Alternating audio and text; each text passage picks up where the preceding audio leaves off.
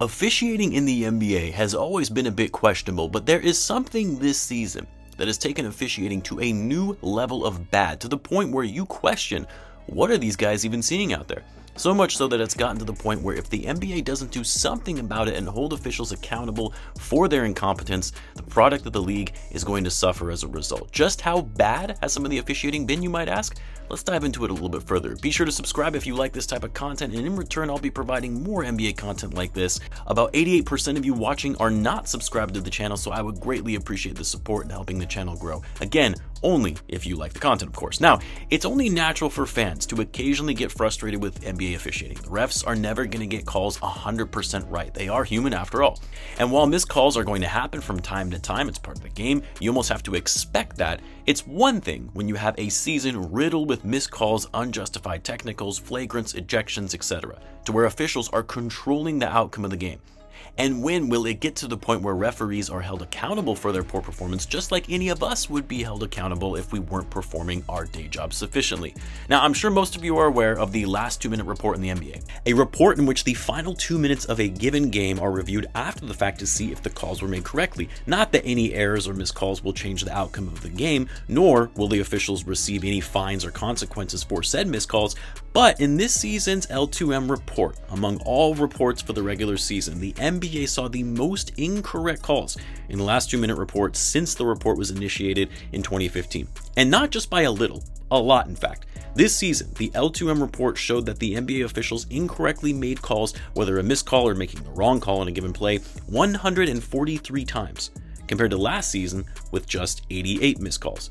Missed calls and errors in officiating happen, but 143 missed calls in just the last 2 minutes of a game, and only for games that qualify to receive the L2M report. You had 143 missed calls alone. That's not even factoring in all the missed calls during the game that can have a significant impact on the results of said game. There have been some that have been more egregious than others, like the blatant foul Jason Tatum committed on LeBron James, where he was going up for a game-winning layup, which led to a LeBron James temper tantrum. But as funny as it was to watch LeBron James have a meltdown over and over in the middle of a basketball game, you can't deny that it was a terrible call, missed call, that would have likely given the Lakers a win. But instead, the Celtics walked away with the W.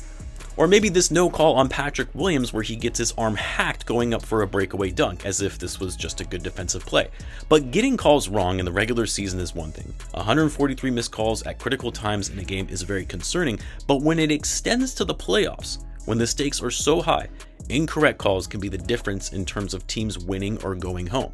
Taking the Draymond Green stomp on Sabonis as an example, Draymond Green rightfully was ejected from the game for that move. I even made a video about how Draymond Green needs a reality check with all of his antics and how he more often than not gets a pass for his behavior.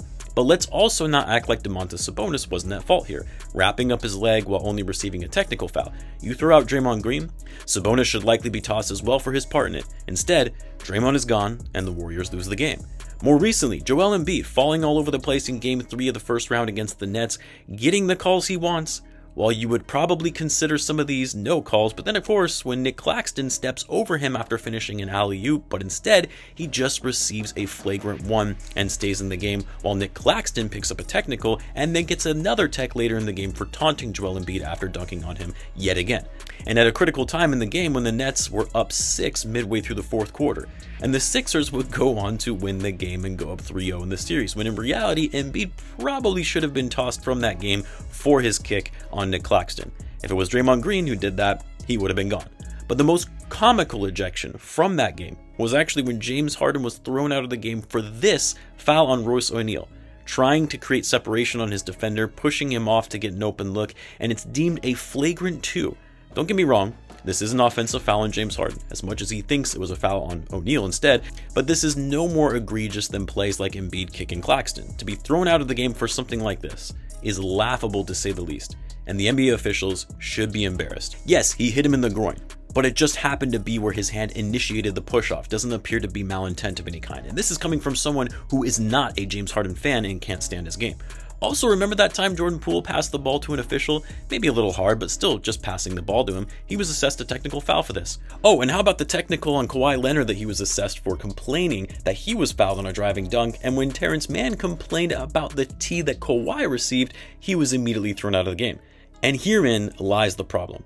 NBA referees have too much power, and they know it. They know they can end a player's night and send him to the locker room if said player pisses them off. Emotions and biases can start setting in if players are getting on their case and their calls might not be as objective as they used to be. Referees can make a wrong call or a wrong decision to throw a player out and have zero consequences on their side. They get to keep their job, no fines, no penalties. Sometimes I liken it to a police officer power tripping, knowing what they say goes, and there's really nothing you can do about it. And if you push them too much, they'll make you pay for it. NBA players have egos, we all know this, but referees also have just as big of egos as well. And instead of calling a game fair and objectively, we've seen it too often this season where they let their emotions get the best of them and make questionable calls as a result. But it's one thing to make a questionable call and let your emotions come into the game. It's a lot more when your actions and decisions directly impact the outcome of a basketball game that so many teams, players, and fans have a vested interest in. It is unacceptable for the refs to miss 143 calls in the final 2 minutes of a game this season. It is unacceptable for NBA officials who get paid a lot of money to officiate games played at the highest level to be this bad at their jobs without any consequences. At some point, you have to be held accountable when you see a pattern of incompetence. And until the NBA starts implementing rules and penalties for poorly officiated games, the officiating in the NBA is only going to continue to spiral out of control. You have no incentive to improve your overall performance as a referee if you're still getting paid. Start docking their salary, and then you'll see a noticeable difference and downward trend in missed calls. Is the NBA going to do anything about it though? Probably not. And it's why these playoffs are going to be increasingly more frustrating to watch as a result of it. Let me know what you guys think of this year and the officiating in the NBA, and if you notice a similar trend in bad calls throughout the year. Be sure to subscribe, and I will see you in the next one.